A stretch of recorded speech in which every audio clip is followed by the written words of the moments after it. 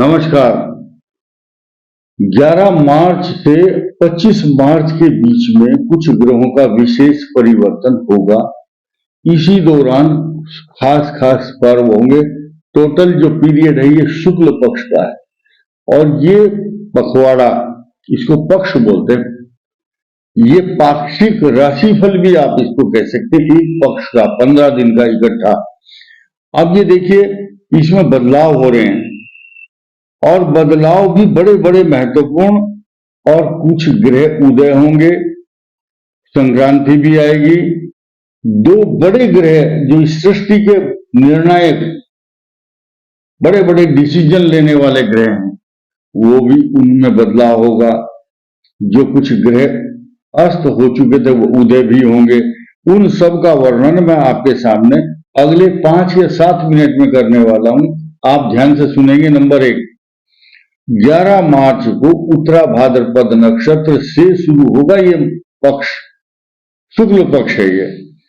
अब इसमें क्या होगा कि देखिए, ग्रहण जैसी पोजीशन क्या बनने वाली है मैं आपको बताऊंगा। मीन राशि पर क्या होगा, मेष को क्या फल मिलेगा, मेष से मीन तक सबके लिए ये इंपॉर्टेंट रहने वाला है ये पक्ष। अब ये देखिए, मीन राशि पर राहु है और कुंभ पर शनि है। अब शनि का सूर्य से बिछड़ना इसी पक्ष में होगा। मंगल का परिवर्तन भी इसी पक्ष में होगा 11 से 25 तक।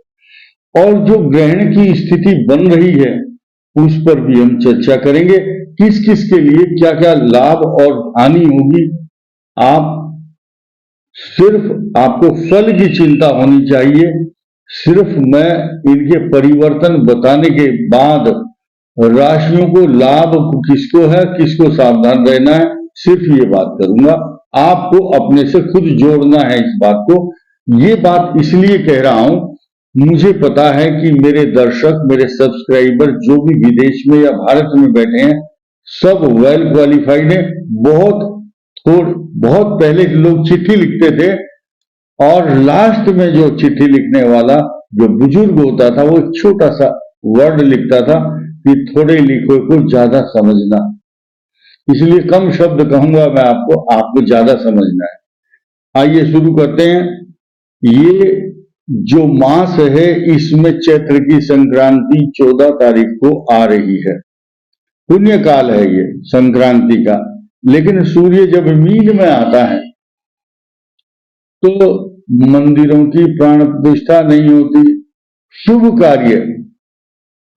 कार्य तो सभी हैं, सब रोज पूजा करेंगे। लेकिन जो बृहस्पति और शुक्र के उदय और अस्त और सूर्य का चैत्र मास की संक्रांति में प्रवेश करते हैं जब सूर्य, तो शुभ कार्य वर्जित हो जाते हैं, वो मुहूर्त नहीं माना जाता। खैर, तो सूर्य मीन राशि में आएंगे 14 तारीख को। ठीक उसके अगले दिन यानी कि 24 घंटे भी नहीं बीतेंगे, मंगल का कुंभ राशि में प्रवेश करना, और ऐसी राशि में जहां पहले से ही शनि विद्यमान हो, तो विस्फोटक स्थिति उत्पन्न कराता है। लेकिन किसके लिए लाभ देगा, किसको हानि, मैं सीक्वेंस में बताऊंगा आपको। पहले हम परिवर्तन की बात कर लें। उसी दिन जब कुंभ राशि में मंगल प्रवेश करेगा, जो बुध है वो मीन राशि में रेवती नक्षत्र में प्रवेश कर जाएगा। और अगले ही दिन यानी कि 16 तारीख को शनि जो अस्त चल रहा था वो उदय हो जाएगा। उसकी जो फ्रीक्वेंसी या पोटेंसी, पावर, ताकत, उसमें ज्यादा ताकत आ जाएगी। जैसे किसी ट्रेन में ज्यादा पावरफुल इंजन लगा दिया जाए और वो पहले कोई सुस्त इंजन था या उसमें तेल नहीं था, अब वो बहुत तेजी से चलेगा, ऐसा मानकर चलिए। तो कुंभ में जब कुंभ का स्वामी उदय होगा, चेतना आएगी, अपने प्रभाव में जो न्यूनता ला रहा था, कमी ला रहा था, और उसमें तेजी आएगी। और ये तेजी अकेले कुंभ के लिए नहीं, सभी राशियों को इफेक्टेड करने वाली होती है और होगी। उसके पश्चात होलाष्टक आरंभ हो जाएंगे 17 तारीख को। जब 17 तारीख को होलाष्टक आरंभ होंगे तो शुभ कार्यों का वर्जित बताया गया है इस ड्यूरेशन में। इसीलिए आप लोगों को ये मैं बताना चाहूंगा, शुक्र जो है पूर्वाषाढ़ा नक्षत्र 23 तारीख को मार्च को आएंगे, क्योंकि शुक्र जो है बृहस्पति का शत्रु माना जाता है, लेकिन दोनों गुरु हैं, दैत्यों के गुरु और देवताओं के गुरु। तो शुक्र का परिवर्तन धनु राशि के लिए विशेष शुभ माना जाएगा और तुला के लिए भी और भी राशियों के। अब हम राशियों पर अच्छा या बुरा प्रभाव, इसी के साथ साथ 25 मार्च को जो होलिका दहन तो 24 को होगा भद्रा के बाद, लेकिन पूर्णिमा फाल्गुन मास की जो होलाष्टक समाप्त होंगे उसी दिन जो मेष राशि है, ये मेष राशि बहुत ही पावरफुल होकर के उभर जाएगी, क्योंकि उस दिन बृहस्पति इसके ऊपर चल ही रहा है। लाभ स्थान में मंगल और इसकी राशि का स्वामी मंगल और शनि दोनों लाभ स्थान में होंगे और मेष राशि के लिए अत्यंत शुभ फल प्रदान करने वाला होगा। लेकिन एक ध्यान देने वाली बात है, आपके शत्रुओं का विनाश करने वाला केतु भी आपके छठे भाव में होगा। लेकिन कष्ट की बात यह है कि द्वादश भाव में मेष राशि के लिए अच्छा फल देने वाला राहु नहीं है। उसके साथ क्या होगा, राहु भी होगा, ग्रहण होगा। सूर्य और राहु का मिलन, तो अब यहां मिलन की बात कर रहे हैं तो हम मिलन की ही बात करेंगे। और वो मिलन राहु और सूर्य का मिलन, मंगल और शनि का मिलन इस पक्ष में 11 और 25 मार्च के बीच किन किन राशियों को क्या फल और क्या प्रतिफल के साथ साथ क्या अशुभ परिणाम दे सकता है, छोटी छोटी बात को बहुत गंभीरता से आप समझिए। मेष राशि से शुरू करते हैं। मेष राशि के लिए ये पूरा माह जो पखवाड़ा है 11 से 25 मार्च का अच्छा रहने वाला है, इसमें कोई दो राय नहीं है।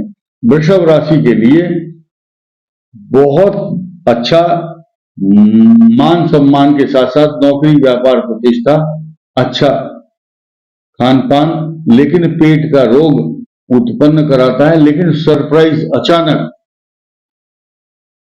अचानक धन देता है, क्योंकि ये राहु है, लाभ स्थान में है, आपके कर्म स्थान में शनि है, मंगल वहां आ गया है। आपको जो लाइफ पार्टनर है उसका ध्यान देना होगा, उसके स्वास्थ्य का ध्यान देना होगा, ये भी जरूरी है, एसेंशियल है। ये essential duties will be carried out. कुछ ऐसी चीजें हैं जिनको हम नहीं बताएंगे, आपको खुद ही उनको मेंटेन करना है। अब आया मिथुन का नंबर, इनके भाग्य स्थान में शनि होंगे, मंगल होगा योग कारक, राजयोग कारक, लेकिन अशांत बनाने वाले राहु केतु केंद्र में चल ही रहे हैं। अब हम जिन उदय और अस्त ग्रहों के शुभ अशुभ प्रभाव हैं कर्क राशि पर दृष्टि डालते हैं। कर्क राशि के लिए ये जो पक्ष होगा मिश्रित फल देगा, बहुत अनिष्ट नहीं कर पाएगा, भले ही अष्टम में मंगल और शनि हो, लेकिन आपको कोई गलत दवाई नहीं खानी है। अधिक परिश्रम से बचना, ऐसा परिश्रम जो दुस्साहस करने वाला कार्य है। तो बहुत ज्यादा वजन नहीं उठाना, कहीं धक्का नहीं लगाना, गलत दवाई नहीं खानी, जल्दबाजी नहीं करनी, किसी के झांसे में नहीं आना। और ज्यादा, बहुत से लोग एकदम एक ही दिन में एक्सरसाइज कर लेते हैं कि मैं बहुत मोटा हो गया हूं, पतला होने के लिए एक्सरसाइज करूंगा, तो ज्यादा एक्सरसाइज भी इसको बोलते हैं दुस्साहस करना, ज्यादा मेहनत करना। गलत काम से बचना। सिंह राशि के लिए शुभ फल प्रदान करेंगे ये ग्रह, लेकिन आपके दाम्पत्य जीवन साथी के लिए कष्टकारक रहेगा ये जो पक्ष है। बाकी मंगल आगे क्या क्या करेगा, राहु मंगल का अंगारक योग अगले 25 तारीख के बाद जो बनेगा उस पर अलग वीडियो बनेगा, लेकिन आज कन्या राशि पर बात कर लेते हैं। कन्या राशि के लिए केतु और राहु अच्छा फल प्रदान नहीं करते हैं, लेकिन खुशी की बात यह है कि आपका शनि उदय होकर छठे स्थान में मंगल और शनि का योग भी होगा। आपके सामने आने वाली कोई भी समस्या फूंक मारते ही जैसे कोई कागज उड़ जाता है, सब समस्या छूमंतर हो जाएंगी। तुला राशि के लिए विशेष फल देने वाले ये कॉम्बिनेशन आ रहे हैं। वृश्चिक के लिए ग्रह कलेश, अशांति, तनाव, भूमि विवाद, जमीन विवाद, फ्लैट विवाद, ये सारे विवाद उत्पन्न हो रहे हैं। मैनेज करके अच्छे तरह से चलोगे तो आप इस प्रॉब्लम को शॉर्ट आउट कर सकते हो। आपके ऊपर निर्भर है कितना पेशेंस आप रख सकते हो। आपके मन में अशांति, एंजाइटी, तनाव चल रहा है। कंटक शनि का प्रभाव वृश्चिक राशि, कर्क और मीन पर चल ही रहा है, तो so you should be very careful. अब आगे चलते हैं धनु राशि पर। पराक्रम भाव में सुंदर जोड़ी किसकी, मंगल और शनि की। आपका पराक्रम देखते ही बनता है। जॉब से संबंधित समस्याएं आएंगी, लेकिन आप कैसे उनको सॉर्ट आउट करोगे। आपकी तकनीकी जो चाल है, आपके जो प्रभाव है, आपका स्वभाव है, जिद नहीं करना, जल्दबाजी नहीं करना, काम बनेंगे। इसके बाद मकर राशि के लिए धन स्थान में मंगल, इनके लिए मंगलकारी होगा। शनि शुभ फल देगा। तो आपके पराक्रम भाव में सूर्य, राहु, ये दो ग्रह जो अनिष्टदायक होते हैं, लेकिन यहां एक चीज ध्यान रखनी है, आपके पराक्रम में वृद्धि तो होगी, आपके भाइयों को कष्ट जरूर होगा। क्यों? मकर राशि के अष्टम भाव का स्वामी अष्टम में चला गया, भावात भावम। अष्टम भाव का स्वामी सूर्य अपने से अष्टम गया और राहु के साथ गया, ग्रहण योग बनाएगा, भाई को कष्ट देगा। भाई का ध्यान रखना है। बहन है तो, अगर भाई है तो बहन का ध्यान रखें। ये एक छोटी सी बात है, लेकिन बहुत कीमती बात है। ग्रह आपका है, कष्ट किसको मिल रहा है, भाई को। यह सांकेतिक भाषा है। शुरू में ही मैंने कहा था, थोड़े लिखे को ज्यादा समझना। जो थोड़ा कहता हूं उसको गंभीरता से लेना है। कुंभ राशि पर बात करेंगे। कुंभ राशि पर दो ग्रह आ गए हैं। शनि मजबूत है, मंगल उसके पराक्रम को, उसकी ऊर्जा को बढ़ाता है, रिफ्लेक्ट करता है और ज्यादा फोकस मारता है, तो मजबूत होगी कुंभ राशि। पेट का रोग देने के लिए केतु अष्टम भाव में है, लेकिन आपको अपनी वाणी पर संयम रखना है, अन्यथा विवाद होगा, ग्रह क्लेश होगा, अशांति मिलेगी। क्योंकि चतुर्थ भाव माता को कष्ट देने के लिए मंगल अकेला काफी है। आपको पेट का रोग देने के लिए अष्टम भाव में केतु है। आपकी वाणी को बिगाड़ने के लिए, थोड़ा सा भी लड़ाई करने के लिए सूर्य और राहु आपके धन, कुटुंब और वाणी स्थान में अपने धन को, बजट को कंट्रोल करना है।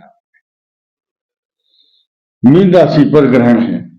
मीन राशि पर सूर्य और राहु का जो ग्रहण है, ये इनको अशांत करेगा, अशांत करता है, और ये प्रभाव इसी 14 तारीख से शुरू हो जाएगा। मीन राशि के ऊपर पहले से ही शनि की 7.5 है। शनि की 7.5 क्या करती है, आप थोड़ा सा गणित समझिए। द्वादश भाव में जब शनि होगा, उसकी आपके धन स्थान पर, कुटुंब और वाणी के स्थान पर शनि की दृष्टि है, नीच दृष्टि है। वो बात अलग है। एक कहावत है, वही बच रहा है जो ऊपर वाले को जच रहा है, वही बचता भी है, क्योंकि ईश्वर की कृपा है। बृहस्पति आपके धन स्थान में बैठा है, इसलिए अनिष्ट नहीं होने दे रहा है। इसीलिए आपके भाग्य स्थान का जो स्वामी होगा वो आपके 12th हाउस में जाएगा। सूर्य और राहु एक साथ बैठकर मीन राशि के लिए जो शत्रुओं के द्वारा कुचक्र, षड्यंत्र, कॉन्स्पिरेसी, आपके खिलाफ कुछ शत्रु नुकसान देने के लिए तैयार बैठे हैं, इसलिए आपको अपने आप को बचाने का समय है। डिफेंस लेना है, आपको बचाव रखना है। जैसे कि कछुआ होता है, उसके ऊपर जब दबाव पड़ता है तो वो अपने अंगों को समेट लेता है। मीन राशि के लोगों को अभी अपने इस पक्ष में 11 से 25 मार्च तक अपने आप को थोड़ा सा बचाव पक्ष की, रॉन्ग इन्वेस्टमेंट से बचना है, शेयर मार्केट से बचना है, ऑनलाइन फ्रॉड और ठगी से बचना है आपके साथ। या आप कोई पेमेंट लेकर के जा रहे हैं, खो ना दें। आपका मोबाइल चोरी हो सकता है, आपका मोबाइल गिर सकता है, खराब हो सकता है। ये सारी चीजें मीन राशि के लिए होंगी। इस वीडियो में इतना ही। धन्यवाद।